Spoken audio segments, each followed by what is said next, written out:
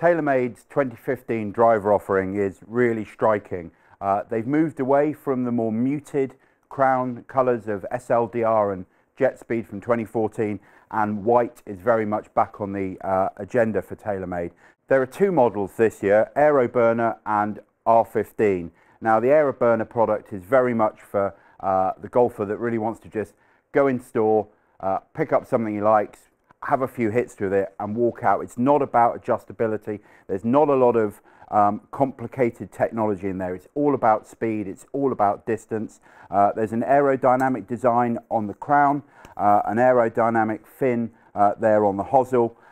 You see, of course, the very noticeable face slot there. Again, that's to allow the face to flex.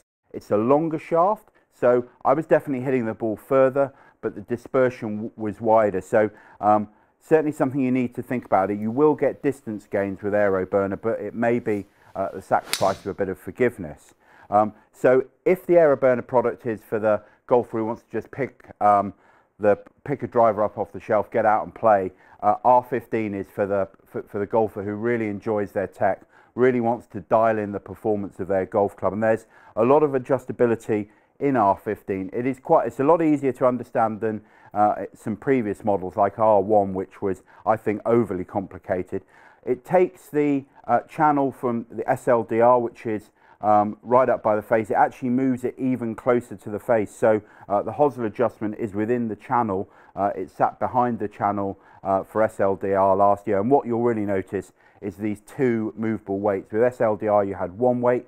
R15, you've got two. And certainly something we found today with testing using the GC2 launch monitor. You put them in the middle. That was where we were getting the most power from.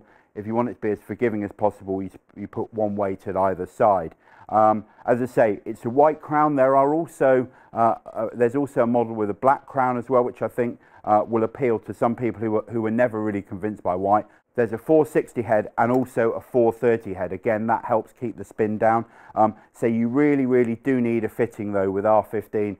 There's very much the low forward centre of gravity story, loft up. So expect to be having more loft on your driver. Certainly I played SLDR last year and I was up to 12 degrees there.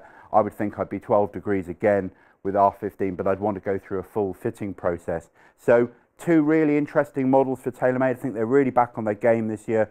A lot of tech in R15, a lot of performance in Aeroburner, but certainly something to put on your test list.